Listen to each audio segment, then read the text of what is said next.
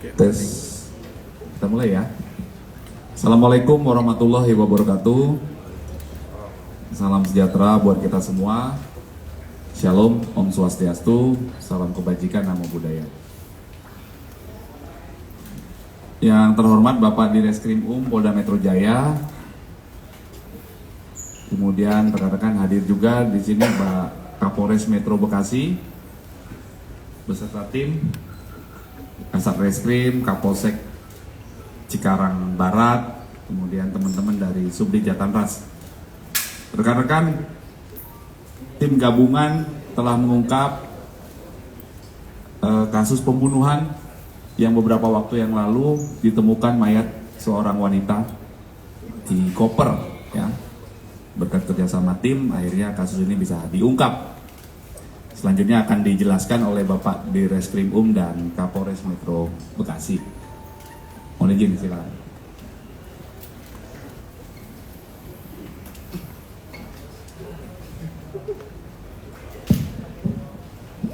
Bismillahirrahmanirrahim. Assalamualaikum warahmatullahi wabarakatuh. Selamat pagi dan salam sejahtera bagi kita semua. Om Swastiastu, Namo Buddhaya.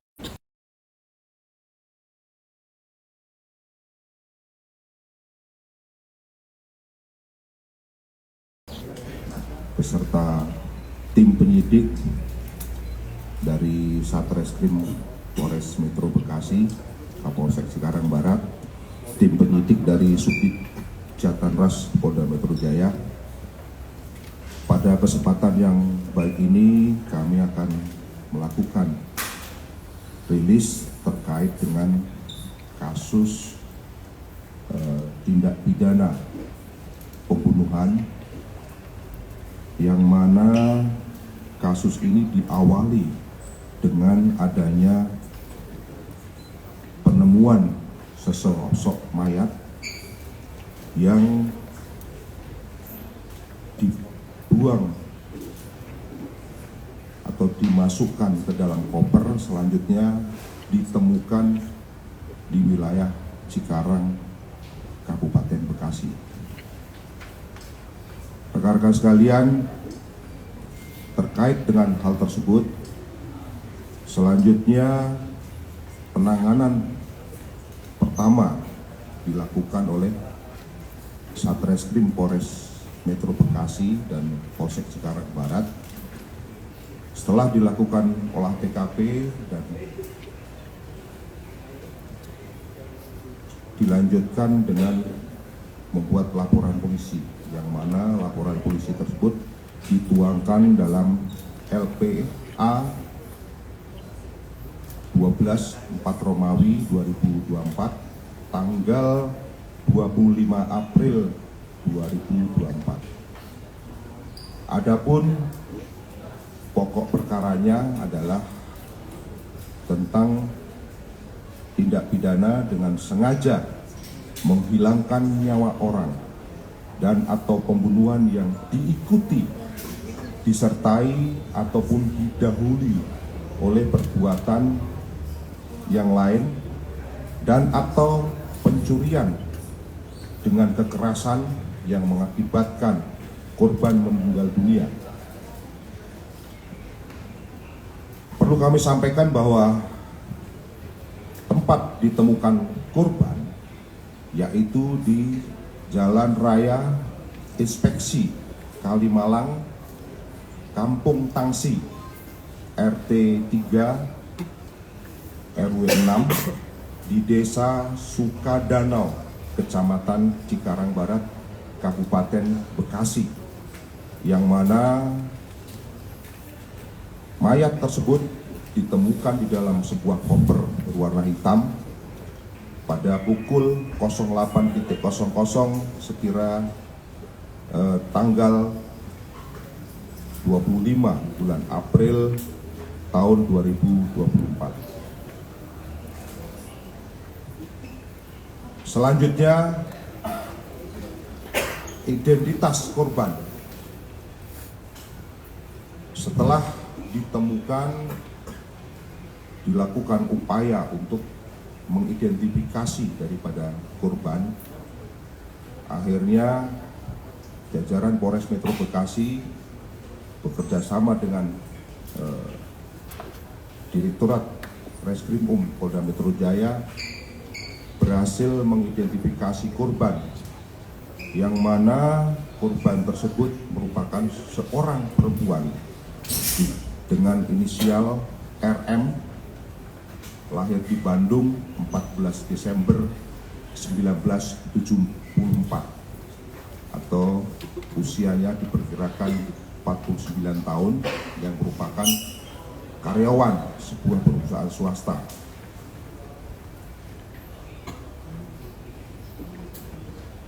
Pada kesempatan yang baik ini, kami sampaikan bahwa dari serangkaian kegiatan penyelidikan dengan mengumpulkan keterangan saksi maupun barang bukti yang sudah ada,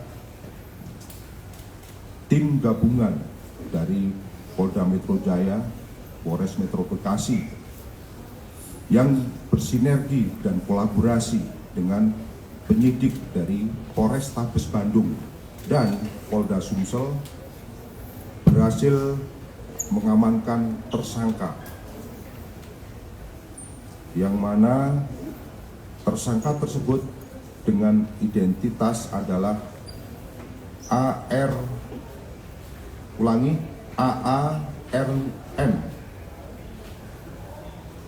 Kemudian tersangka yang kedua adalah AT.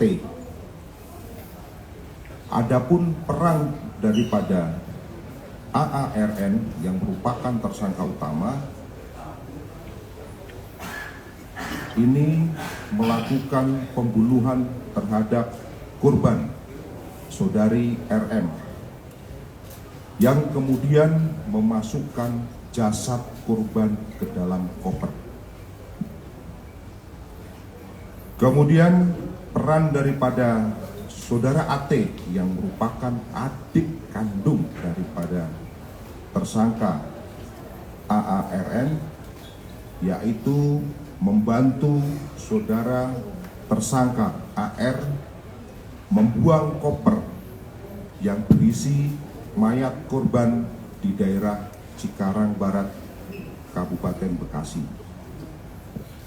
Rekan-rekan sekalian, dari rangkaian daripada penyelidikan yang sudah dilakukan, kami sudah mengumpulkan barang bukti yang mungkin sudah ada di depan.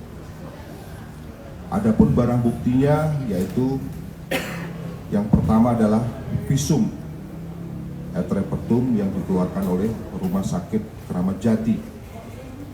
Kemudian yang kedua adalah bukti digital berupa rekaman CCTV dari Hotel Zodiac, rekaman CCTV dari kantor perusahaan PT Kobe, kemudian rekaman CCTV dari rumah warga di seputaran Cicendo, Bandung, dan CCTV Jasa Marga Tol Paster. Kemudian satu buah koper warna hitam merek Presiden dengan gagang yang masih ada plastik, satu setel pakaian daripada korban, satu unit mobil Avanza warna putih dengan nomor polisi B1009 JVJ, uang tunai sebesar 36 juta rupiah. Ini disita dari tersangka A. Kemudian satu buah buku rekening dan ATM atas nama Eni Musrifah, satu unit sepeda motor Scoopy warna silver metalik dengan nomor D2991 ABM, satu kartu akses masuk Hotel Zodiac di kamar 121, kemudian satu setel pakaian milik tersangka. Rekan-rekan sekalian, perlu kami sampaikan bahwa motif daripada tersangka melakukan pembunuhan ini disebabkan karena tersangka tidak terima ataupun tersinggung dengan perkataan korban yang meminta pertanggungjawaban untuk dinikahin, sehingga membuat tersangka sakit hati dan melakukan pembunuhan. Di samping itu juga ada motif ekonomi yang mana tersangka ini mengambil uang korban. Rekan-rekan sekalian, untuk selanjutnya nanti akan dijelaskan oleh Pak Kapolres Metro Bekasi terkait dengan kronologis peristiwa yang terjadi. Kami persilakan kepada Pak Kapolres Metro Bekasi. Terima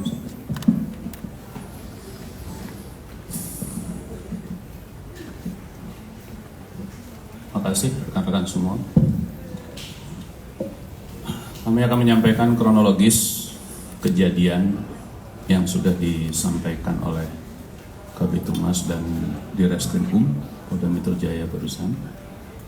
Dimulai dari tanggal 24 April 2024. Pagi hari, tersangka dari Hotel Zodiac menuju ke kantor PT Kobe yang ada di Bandung dengan tujuannya adalah dinas sebagai auditor dari kantor pusat. Di PT Kobe tersangka AARN ini bertemu dengan korban, kemudian berbincang-bincang dan mengajak korban bertemu di luar PT Kobe. Kemudian secara terpisah, korban dan tersangka meninggalkan PT Kobe. Setelah itu, di luar PT Kobe, tidak jauh jarak dari PT Kobe, mereka bertemu, mengendarai kendaraan roda 2 milik korban, menuju ke Hotel Zodiac. Di Hotel Zodiac, tersangka AARN dan korban sempat melakukan hubungan badan, hubungan suami istri. Kemudian setelah melakukan hubungan suami istri, terjadilah percakapan yang sebagaimana tadi disampaikan Pak Direskrimum. Jadi korban ini meminta pertanggungjawaban dari tersangka AARN, minta dinikahi. Kemudian tersangka AARN menolak untuk bertanggung jawab atau menikahi korban, sehingga korban mengeluarkan kata-kata yang menyakiti hati tersangka, sehingga tersangka melakukan perbuatan membenturkan kepala korban ke tembok hingga berdarah. Kemudian pada saat korban tidak berdaya, tersangka membekap mulut, hidung, sekaligus mencekik leher korban selama 10 menit sampai memastikan korban tidak bergerak lagi dan korban tidak bernafas lagi. Setelah itu, tersangka keluar dari hotel untuk membeli koper.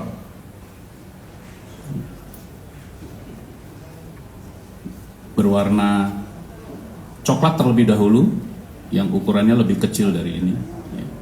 Setelah itu kembali ke hotel, dicoba untuk memasukkan korban namun tidak cukup.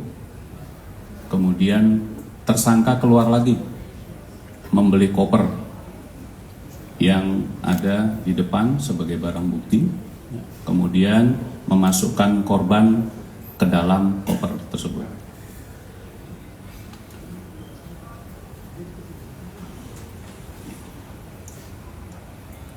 Kemudian setelah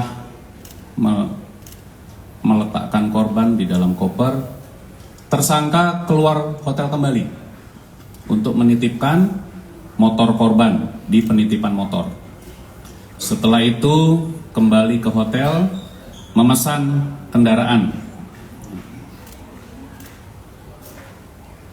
Memesan kendaraan untuk membawa tersangka dan korban, serta ada uang yang di dalam tas korban tadi, ke arah Bitung, Tangerang, untuk menemui tersangka kedua, yaitu AT, di mana tersangka kedua ini merupakan adik dari tersangka pertama.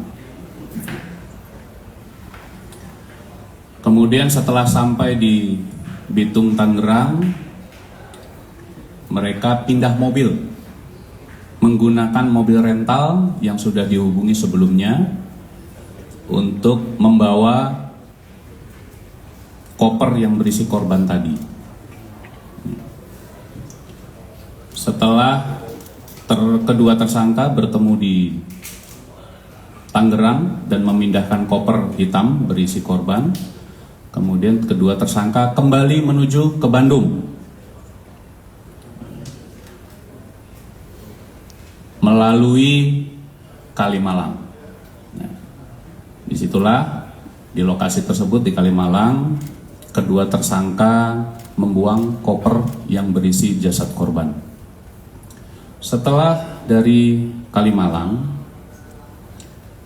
kedua tersangka kembali ke Bandung melalui Kerawang Timur, kemudian menuju Hotel Parahyangan. Jadi tidak kembali ke Hotel Zodiac, namun kedua tersangka membuka kamar baru di Hotel Parahyangan. Setelah dari Hotel Parahyangan, kemudian mereka check out, kembali lagi ke Bitung, Tangerang untuk mengantar tersangka kedua, yaitu AT. Setelah dari Tangerang, tersangka AARN terbang ke Sumatera Selatan, Palembang, ke tempat tinggal istrinya.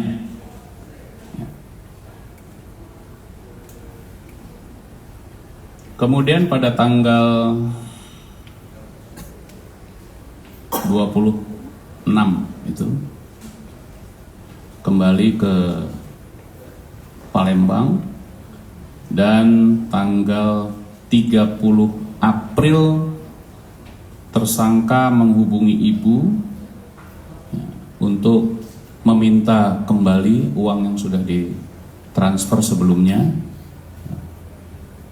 kepada yang bersangkutan.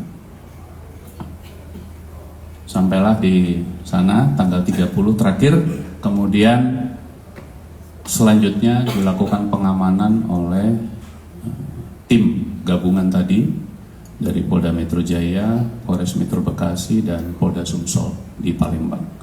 Untuk selanjutnya kronologis penangkapan nanti pelaksana langsung Kasat Reskrim Polres Metro Bekasi yang akan menyampaikan kronologis penangkapannya.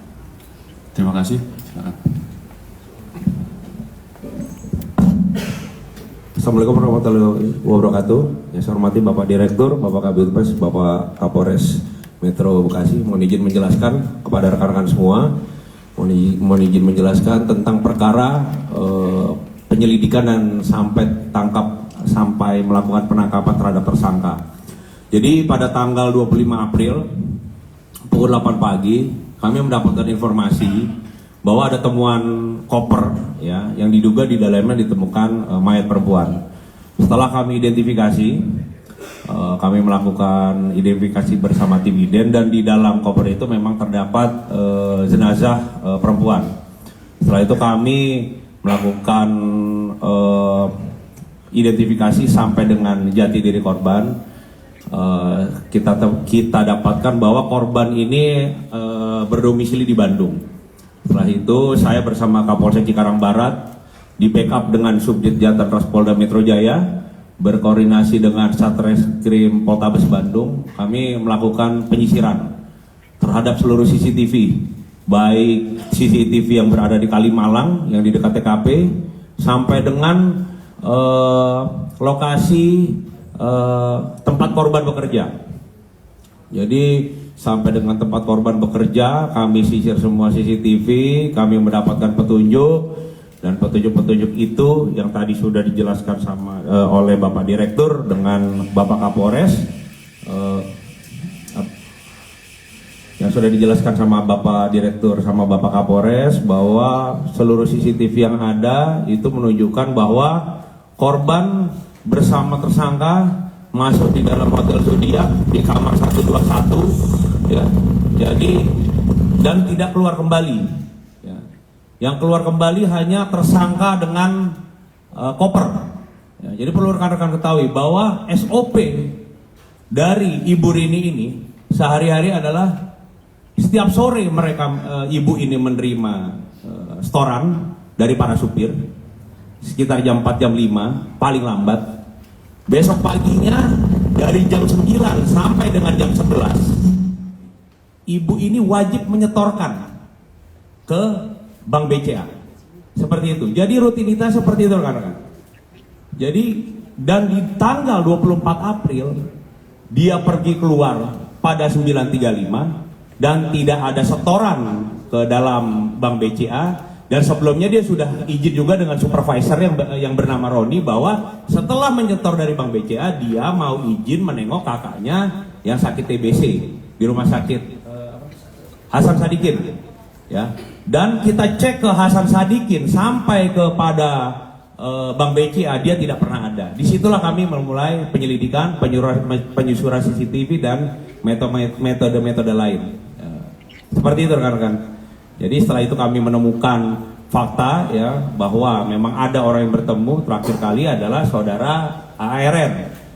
Setelah itu kami sebar tim, kita mengidentifikasi bahwa saudara ARN ada di Palembang. Kami berkoordinasi dengan Subdit Jatantras Polda Sumsel. Setelah itu tim kami bersama Subdit Jatantras Polda Metro berangkat ke sana di backup Polda Sumsel. Setelah itu kami melakukan penangkapan di sana. Setelah itu kami kembangkan, ternyata yang bersangkutan dibantu langsung oleh adik kandung korban. Ya, jadi dua tersangka ini kakak beradik ya. Kakaknya anak pertama, adiknya anak kedua. Ya, mereka dua bersaudara. Karena yang memang dipercaya satu-satunya adalah adiknya. Seperti itu rekan-rekan. Jadi demikian dari kami proses penyelidikan sampai penangkapan. Terima kasih. Wabillahi taufiq.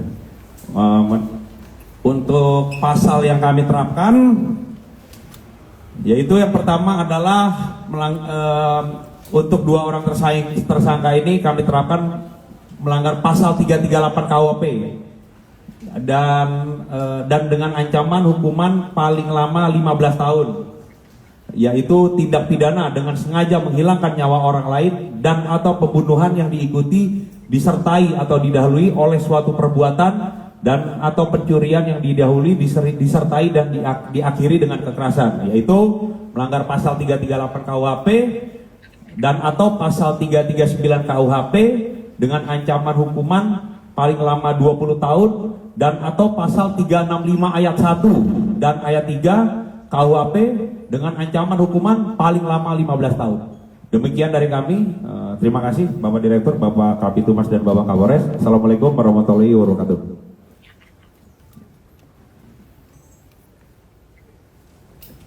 Baik rekan-rekan, sudah kita dengarkan bersama penjelasan dari beliau bertiga ya. Selanjutnya apabila ada hal-hal yang perlu ditanyakan kami persilahkan. Monggo dari sisi kiri dulu ya. Silakan Mbak dulu dengan katakan pertama kacamata. Ya. Iya Mbak, silakan. Pertanyaan ditujukan ke siapa? Sebenarnya Pak ya. Saya dari Metro TV, mungkin bisa mungkin bisa dijelaskan secara jelas lagi Pak, untuk motif utama dari tersangka ini mengajak korban ke hotel ini apa, mungkin lebih dijelaskan lebih rinci lagi. Kemudian yang kedua, mengapa pihaknya itu ada di hotel gitu Pak? Apakah memang keduanya sempat memiliki hubungan lebih serius atau melakukan perselingkuhan dan lain sebagainya?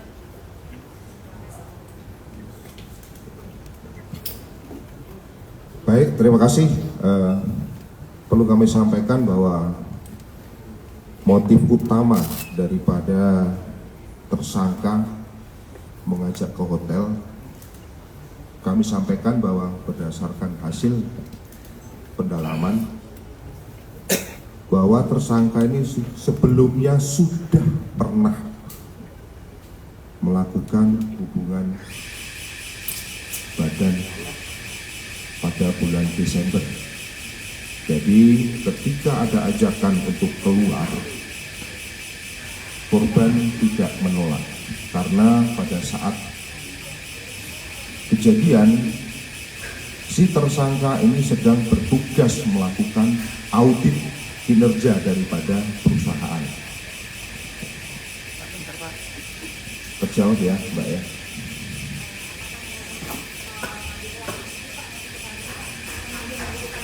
Pada awalnya hanya untuk melakukan hubungan suami istri di situ, namun ketika sudah melakukan hubungan suami istri sebanyak 2 kali, selanjutnya korban menanyakan tentang bagaimana status hubungannya karena korban meminta tersangka untuk menikahi. Karena tersangka menolak untuk menikah dan menyatakan bahwa hubungan tersebut didasari atas suka sama suka, selanjutnya korban membuat perkataan yang mungkin menyinggung tersangka sehingga tersangka emosi dan secara spontan melakukan atau membenturkan kepala korban ke tembok, dan selanjutnya setelah jatuh korban dicekik dan ditutup mulutnya atau disekap mulutnya selama kurang lebih 10 menit dan sampai kondisi daripada korban ini sampai lemas dan kemungkinan pada saat itu sudah meninggal dunia. Tapi kan dalam masyarakat itu sempat ada terjadi yang meminta uang perusahaan untuk yang minta, kalau minta berarti namanya bukan untuk uang ya Pak ya? Yang pertama kami sampaikan motifnya karena emosi. Kemudian karena ada uang di situ, pada saat itu uang tersebut langsung dibawa juga oleh si tersangka. Oke, masih itu dulu ya. Ya, silakan. Pertama, tadi kan dijelaskan kalau mereka telah melakukan hubungan badan. Apa kondisi saat si korban ini dalam keadaan hamil atau tidak? Yang kedua, mungkin bisa dijelaskan keterlibatan lebih jauh dan lebih lengkap tersangka kedua. Baik, kondisi korban berdasarkan hasil visum tidak dalam keadaan hamil. Kemudian yang kedua, peran daripada tersangka kedua atas nama AT yaitu membantu tersangka Arif membuang koper yang berisi jenazah korban di daerah Bekasi. Jadi dari awal ketika ketemu si tersangka kedua sudah mengetahui isi daripada koper itu. Oke, silakan Mas. Saya Ramo dari sebenarnya kan soal berapa lama hubungan kedua dari tersangka dan korban, apakah sudah bertahun-tahun bulan Desember kemarin Pak. Terus kalau boleh tahu ucapan yang menyinggung itu apa ya Pak? Bukan disampaikan oleh korban yang membuat si tersangka itu emosi. Terus yang ketiga, ini uang yang diambil kan katanya uang perusahaan ya Pak ya? Itu jumlahnya berapa? Apakah memang 36 juta atau tidak? Ini ada selain itu ini ada apa namanya juga katanya si tersangka ini akan melakukan resepsi. Apakah uang itu akan digunakan juga untuk melakukan resepsi untuk biaya resepsi?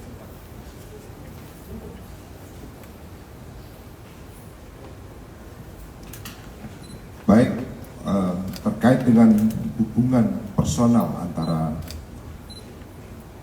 tersangka dengan korban, perlu kami sampaikan bahwa diawali dengan hubungan profesional, yaitu korban selaku pemegang keuangan daripada PT Kobe cabang Bandung, dan si tersangka ini merupakan auditor.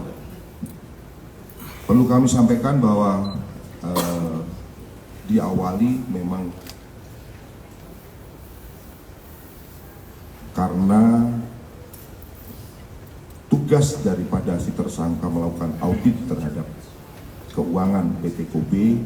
Disitulah terjadi perkenalan, yang mana dari perkenalan tersebut korban bisa mengajak,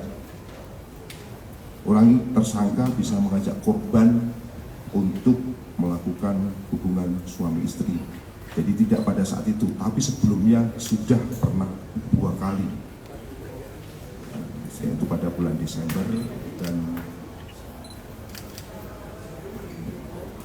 24 April. Jadi 2 kali kayak, yang pertama Desember, yang kedua adalah pada saat kejadian yang mana mengakibatkan korban meninggal dunia. Kemudian kata-kata yang membuat tersangka tersulut emosi, yaitu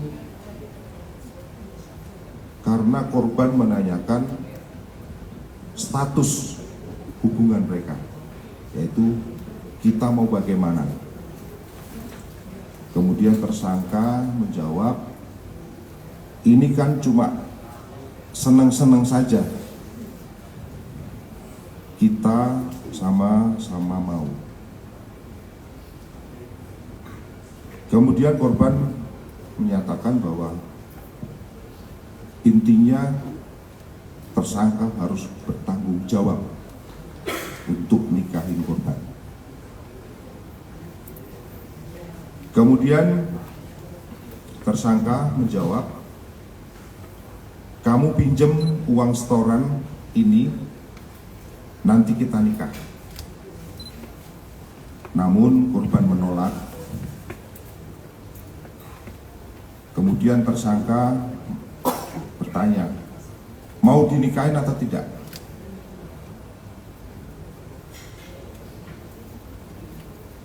Kemudian korban menyatakan, tapi kalau takut pakai uang perusahaan. Artinya korban menjelaskan kalau mau dinikahin ya takut pakai uang perusahaan. Tersangka menjawab, saya akan tanggung jawab kalau ada apa-apa dalam perusahaan ini. Karena posisinya mungkin sebagai auditor, barangkali ini bisa membuat laporan di perusahaan yang mungkin bisa dikondisikan oleh si tersangka. Akhirnya korban menjawab, ngapain ngurusin yang kayak gini? Saya nggak ikut-ikut, saya mau setor uang. Ngapain auditor kayak kamu, brengsek. Nah, perkataan itulah yang mungkin menyulut emosi daripada tersangka, yang selanjutnya tersangka melakukan ataupun membenturkan kepala korban sehingga korban pingsan dan dilakukan disekap mulutnya, selanjutnya dicekik selama kurang lebih 10 menit. Kemudian besaran uang daripada yang diambil oleh korban itu sebesar 4.000 43 juta. Kemudian perlu kami sampaikan bahwa terkait korban melarikan diri ke Palembang, kami sampaikan bahwa korban ini sebelumnya sudah melakukan akad nikah dengan istrinya yang sekarang. Jadi melakukan akad nikah dengan seseorang perempuan yang mana ketika ke Palembang tersebut tersangka dengan istrinya yang sudah melakukan akad nikah ini akan melangsungkan resepsi pernikahan pada tanggal 5 Mei 2024. Jadi kami sampaikan bahwa ke Palembang itu dalam rangka salah satunya untuk menghadiri resepsi yang akan dilakukan tanggal 5 Mei. Demikian Mas. Terima kasih. Oke, jelas ya Mas. Kiri sudah. Boleh di ini tengah dulu ya. Mbak, ini yang berkacamata, silakan. Bertanya ke siapa dijelasin. Mic-nya? Kencengin dikit suaranya, kencengin.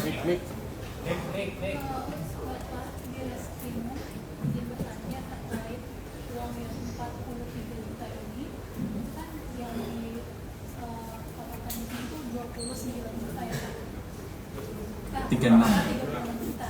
Itu sisa uang itu digunakan untuk apakah oleh tersangka? Kemudian yang kedua, pada saat tersangka itu diamankan di Palembang, itu kan dia jalan resepsi pernikahannya. Itu kondisi dari keluarga tersangka setelah mengetahui bahwa suaminya itu terlibat dalam pembunuhan itu bagaimana?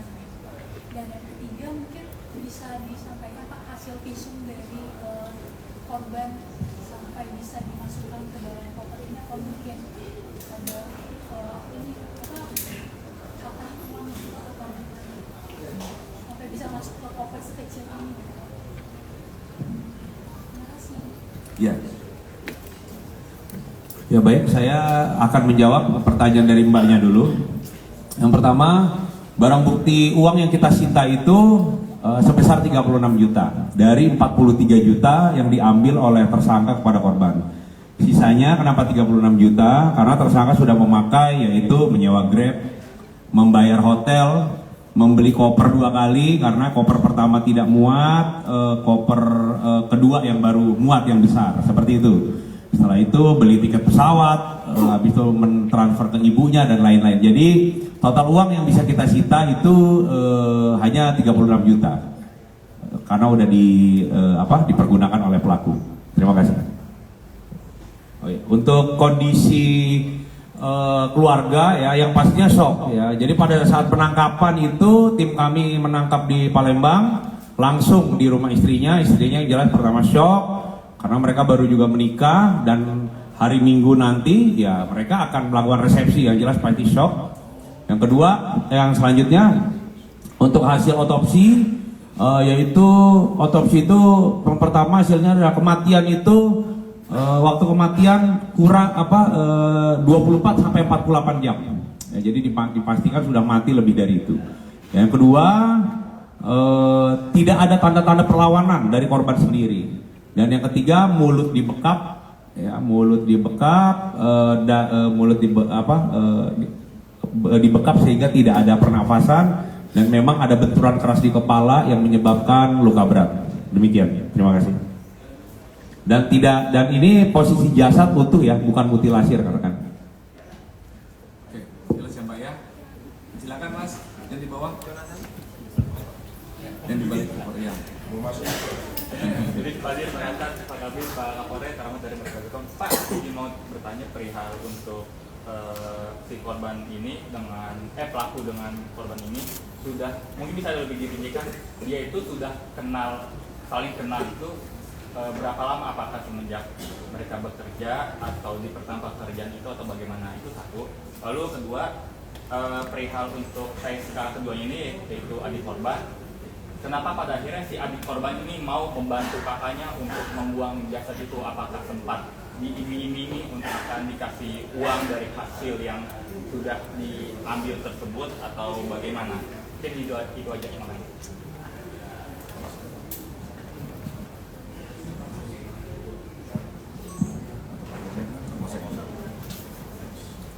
Terima kasih, Komandan. Untuk korban, untuk adik korban, kenapa mau membantu pelaku? Ya karena memang dia hanya punya satu orang yang bisa dapat dipercaya sama dia, yaitu adik korbannya, saudara AT. Dan awalnya adik korban tidak mengetahui apa isi dalam kopernya. Kemudian di tengah jalan menuju Kalimalang, tersangka memberitahu bahwa dia telah membunuh korban dan mereka mencari tempat untuk dibuang dengan keluar dari tol Tambun dan menyusuri jalan inspeksi Kalimalang sampai ditemukannya tempat yang lumayan sepi sehingga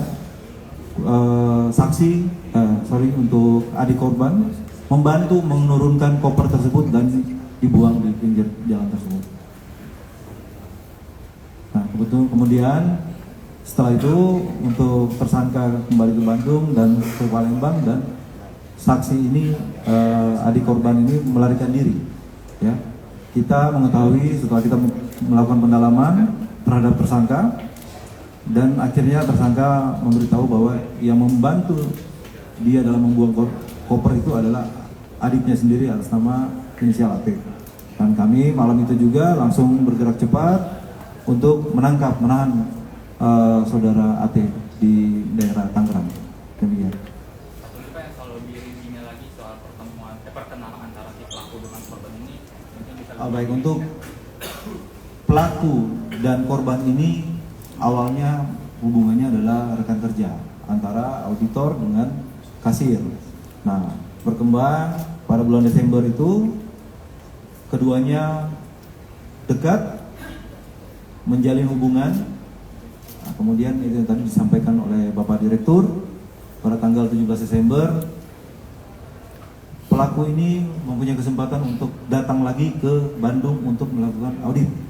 Nah, disitulah mereka menjalin hubungan lebih dekat dan diajak berhubungan badan kembali. Pertama kali di situ sebanyak 2 kali.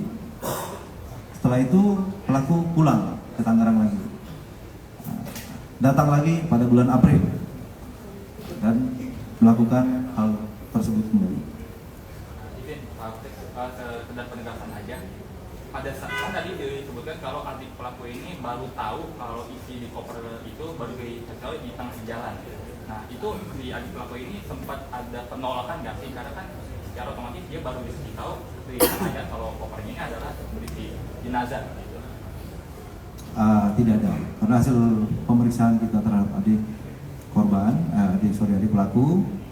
adik pelaku ini sudah tidak bisa menolak lagi karena sudah dibawa di jalan, sudah dan tidak melaporkan dan dia melarikan diri.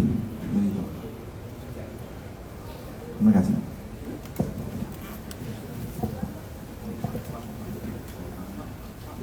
Gimana? Cepet ya. Mas ini dulu.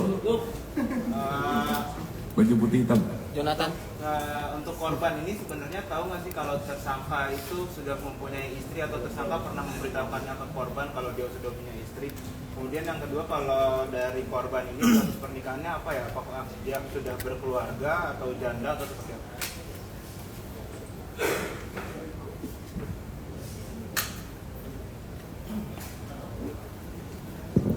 Baik, terima kasih. Pertanyaan pertama, kira-kira korban ini tahu tidak bahwa kalau tersangka ini sudah punya istri? Perlu kami sampaikan, kemungkinan korban tidak tahu. Kenapa kami katakan kemungkinan? Karena mohon maaf, korbannya sudah meninggal dunia, jadi kemungkinan korban tidak tahu. Kemudian yang kedua, untuk status daripada korban sampai saat ini sebetulnya masih memiliki suami yang sah. Namun untuk hubungannya kami nanti akan perdalam kembali antara korban dengan suami yang sahnya. berarti dari tersangka ini pernah memberitahu ke korban nggak bahwa dia sudah punya istri dan baru menikah? Itu nanti akan kami dalami lebih lanjut. Oke, silakan, Mas. Pak, saya ada biasa dari Detikkom, ada beberapa pertanyaan. Yang pertama, Pak, ini kan korban ini lumayan gede ya Pak ya badannya. Gimana cara tersangka itu memasukkan ke dalam koper yang segede itu Pak? Apakah ditutup sedemikian rupa agar masuk ke dalam satu koper gitu atau bagaimana? Terus yang kedua, soal tadi kan ada beberapa uang yang ditransfer ke ibunya. Uang itu diberikan untuk apa? Apakah untuk biaya nikah atau untuk biaya hidup ibunya dan lain sebagainya. Terus yang ketiga, mereka kan sempat buka di hotel yang lain ya Pak ya, antar TSK, dua TSK ini, apakah apa yang dibicarakan mereka, apa tujuannya membuka kamar di hotel baru itu, apakah mereka bersekongkol untuk menutupi kasus pembunuhan ini atau bagaimana? Terima kasih Pak. Baik, terkait dengan bagaimana korban caranya masuk ke dalam koper,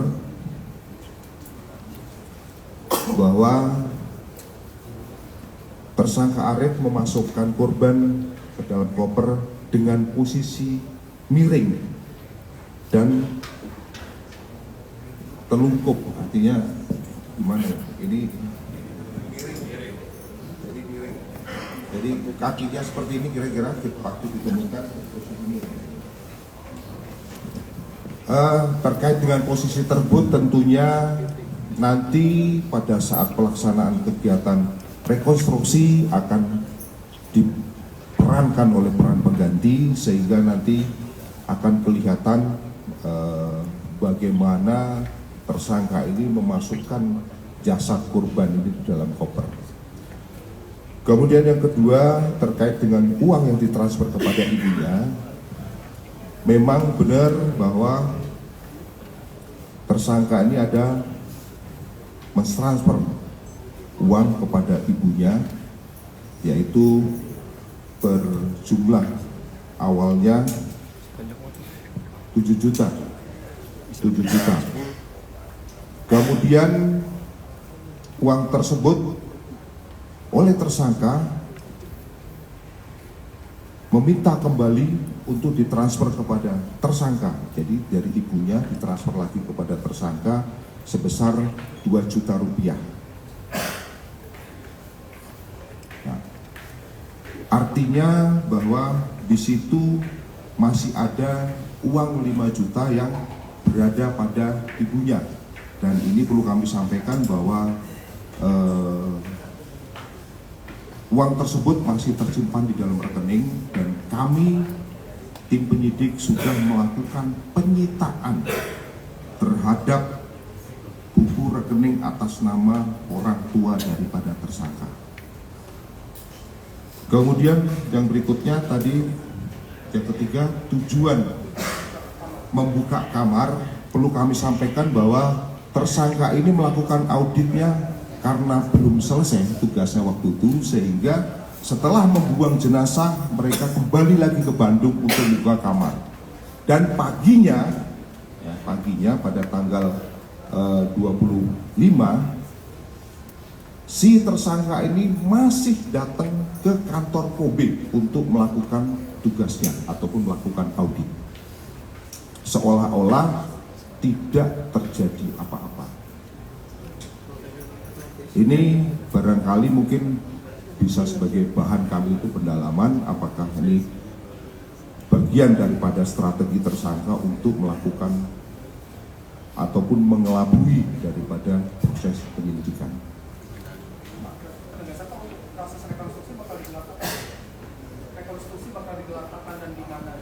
Untuk pelaksanaan rekonstruksi tentunya kami akan setelah melakukan pemeriksaan dan pendalaman untuk mengungkap kasus ini, nantinya untuk pelaksanaannya pasti akan kami melibatkan rekan-rekan sekalian, mengundang rekan-rekan sekalian untuk meliput jalannya rekonstruksi. Karena dalam pelaksanaan rekonstruksi ini tentunya tidak hanya satu tempat, karena paling tidak akan kita berangkat ke Bandung yang mana ini lokasi daripada awal kejadian, tentunya nanti akan kami berangkat ke sana kemungkinan. Terima kasih. Oke, jelas Mas. Udah ya? Cukup ya? Baik, terima kasih rekan-rekan. Selanjutnya barang bukti ya? Barang bukti, Pak.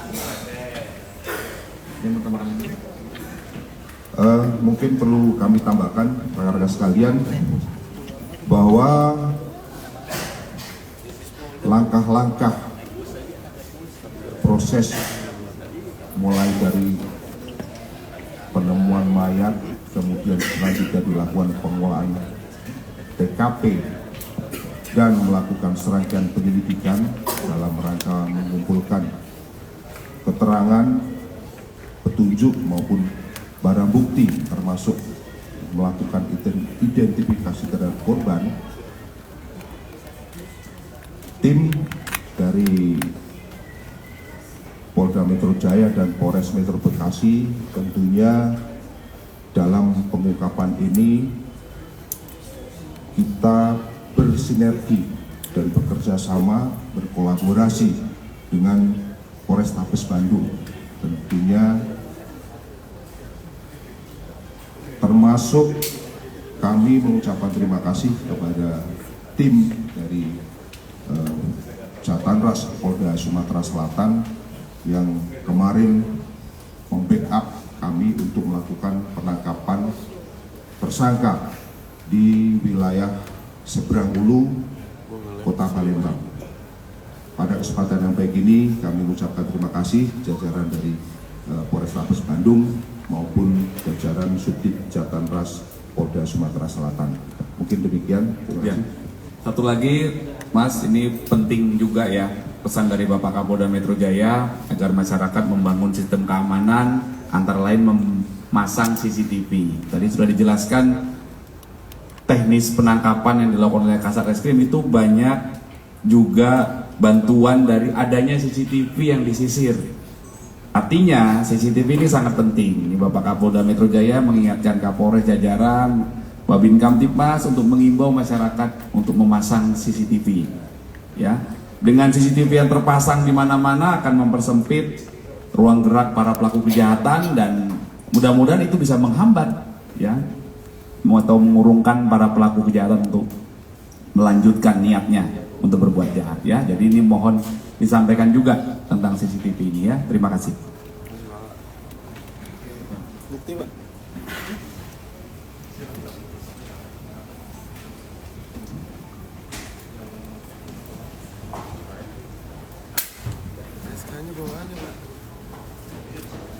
Depan. Aduh, woi, HP-nya. Pasti. Udah aman di sini, pasti.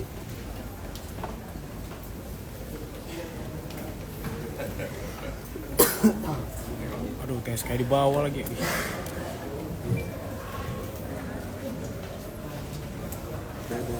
Kakak adik. Harapan keluarganya habis sudah. Makanya shock berat.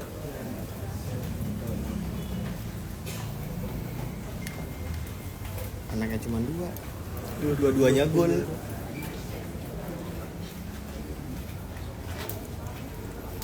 Sedih wawancara yang mau TV, Bang, Pak Kabit. Wawancarain Pak Kabit. Wawancarain. Diwawancarain tersangka ya, Pak. Wawancarain dulu, Pak. Mas. Jangan diwawancara. Jangan diwawancara, tersangka jangan diwawancara ya. Tersangka jangan diwawancara.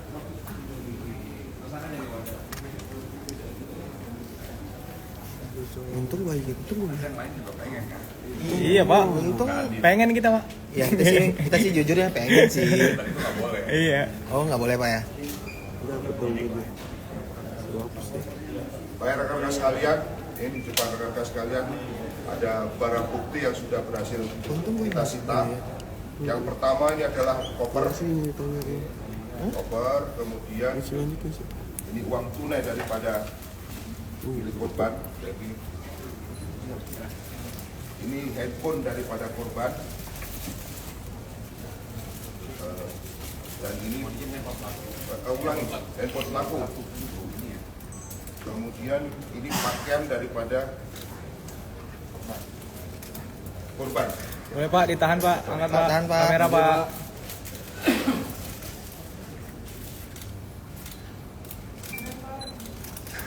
Bentar Pak, Angga belum Pak. Belum nggak? Biarin aja. Tengah Pak. Tengah.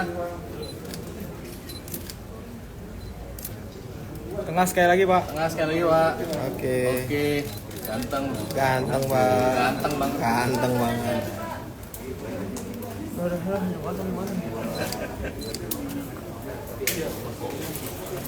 Ini.